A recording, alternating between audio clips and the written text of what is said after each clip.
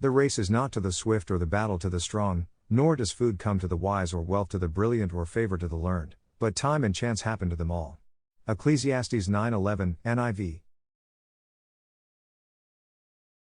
They really should.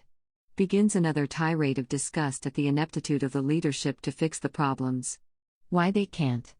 Interjects the thought of an easy fix that anyone with an ounce of real experience would have known from the start.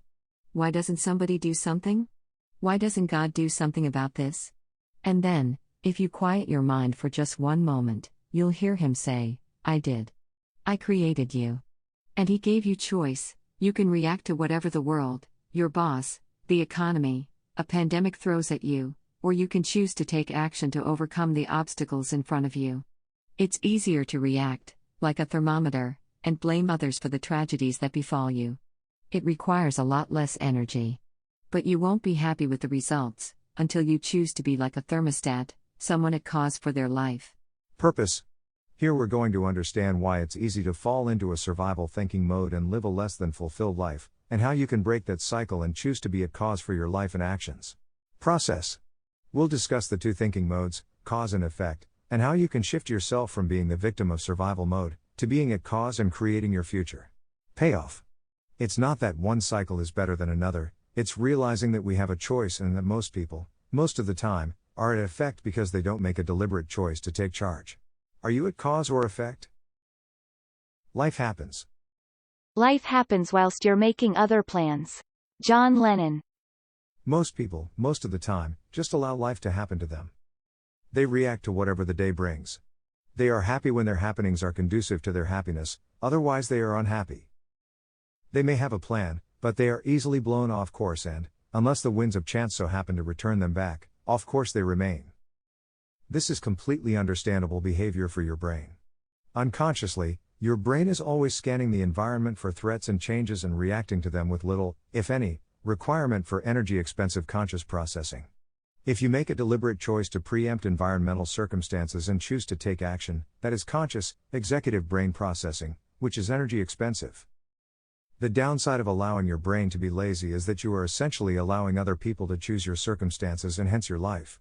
Of course, this might be utterly wonderful. Hopefully you had a happy and splendid childhood and everything went swimmingly. Perhaps you are blessed with an incredible boss who gently nudges you to do what is essential, pays you extravagantly well and expects little in return. You have a choice. A very simple choice. To be a thermostat or a thermometer. You can choose to create your future, or you can accept the one that you get. Every moment of every day, you make a choice. If you are in a survival mode, that is, you're just trying to get by and survive, the chances are that you will react to a new situation. You will then face an obstacle in your path. And you get another choice, this time you can choose to avoid the obstacle or address it. Avoidance of obstacles leads you to adapt and change yourself thanks to the obstacle that someone else put in your way. And you will get undesired results, which results in disappointment and reinforces your survival vision to just try and get by for another day. On the other hand, when you have a creative vision, you choose to take action. Sure, the same obstacles lie in your path, but this time, you are going to address the problem and experiment until you find a desired solution and get the results you want. This means that you can, and should, celebrate so as to reinforce the creative vision to take on another day with chutzpah and intention. Moving from effect to cause. But, I hear you about to interrupt. There are no buts. Sorry about that. Yes, it is true that other people, the world, the circumstances around you may well prevent you from achieving your goal. So what are you going to do about it? Can you cause the world do something different? There are many things that you cannot change. The weather, for example, pandemics, mad dictators. So the answer is, overcome the problem. Can you make another person do whatever is necessary? Neither you nor anyone else can directly cause them to do something, though you can influence them. But, I continue to hear. There are no buts. You can choose to act to overcome the obstacle. It is agonizing when things or people well outside of your control cause circumstances in your life to be difficult, even unbearable. Factories close for lack of orders, shops for lack of customers, restaurants for lack of diners. Loved ones get sick and medical bills threaten to overwhelm everything and everyone. A car accident crushes your ability to walk, let alone work. Some despot thinks a war would be a good idea. In modern society, we have become heavily reliant on society working in the way it is supposed to work, and we have allowed our own choices to be limited because it's easier and, most of the time, it seems to be beneficial. Hence, we obey certain rules, like driving on the left or right, for those of you in confused countries. In any given situation, we start with a choice. We can act to make something happen, or we react to the external circumstances. Both appear to start the same way. Yet, they start a cycle that is either virtuous or destructive in the long term. Most people who are motivated towards achievement and have a growth mindset are likely to be in the creative cycle. Those of you who are more motivated away from things that you do not want, and have a more fixed mindset, will be in the survival cycle. When you are at effect, you react to something external to you, or something that you believe is outside your control. Your primary purpose is to protect yourself, or your people.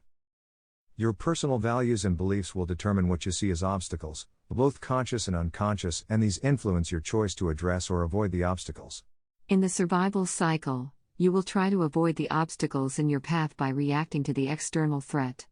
And, as you try to avoid them, you will adapt or assimilate your reaction to do so. As a result of obstacle avoidance, your result is likely to be less than optimal.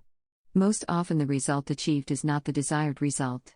This leads to disappointment in your survival vision. I have to. I must. In order to survive. On the other side, you can choose to take action. The desired end result could be considered to be exactly the same thing, and the external environmental pressures could also be exactly the same as for the person who reacts. It's a mindset choice that makes the greatest difference here. In the creative cycle, your purpose is to discover potential and possibilities. You take action and come across the self-same obstacles. But instead of trying to avoid the obstacles, you address them. Experimenting and testing to find the best way to overcome the obstacles. When you find the optimal way to address the obstacle, you gain your desired result and celebrate. You have a creative vision. I want to. Survival cycle strategies that we employ, and we all employ them at some point, are often developed early in life and were originally a creative response to a situation. It worked then and achieved the desired results then. Later in life, we continue to use the same response, yet circumstances have changed. A common example of taking an early life response and applying it in later life that I come across frequently is when a child's parents use punishment as their primary means of maintaining discipline at home, and as their primary means of getting the child to do certain tasks or chores.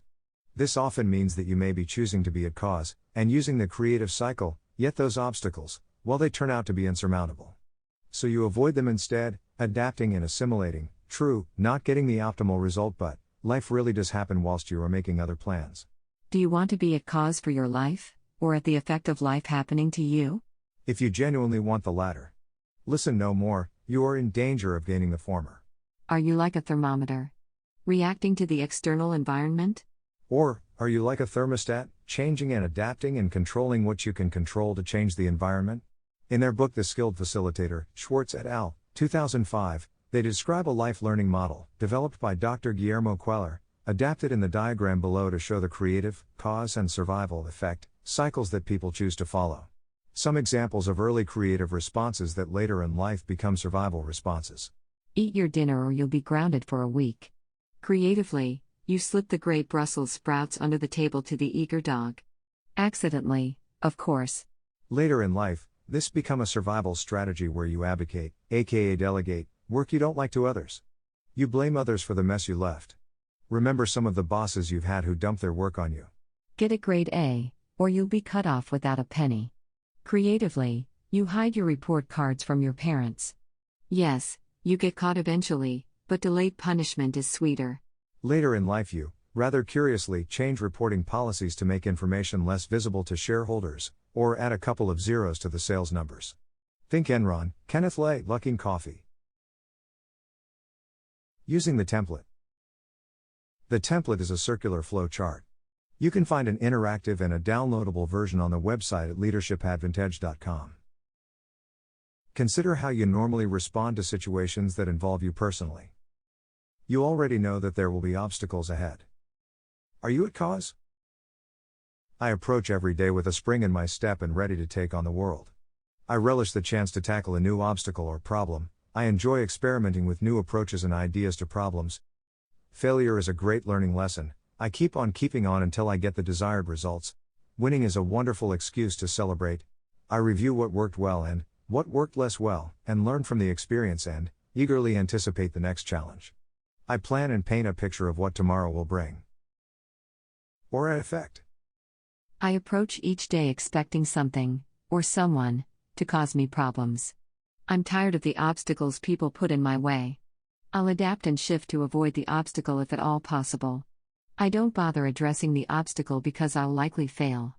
Someone else can fix the problems, it's not my job. I rarely get the results I should get. I'm not very motivated or happy with the results I get. I wonder why I bother at all. Cause or effect template. Go to the website leadershipadvantage.com to download the PDF version. Very important. There is no right or wrong cycle to be in, the two exist simultaneously. A creative response to a car rushing toward you at 100 km per hour may not be appropriate.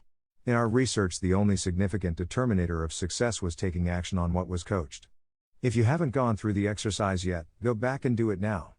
Remember that applying best practices with discipline and consistency, even if the actual steps seem trite or obvious, is what leads to results and ultimately success.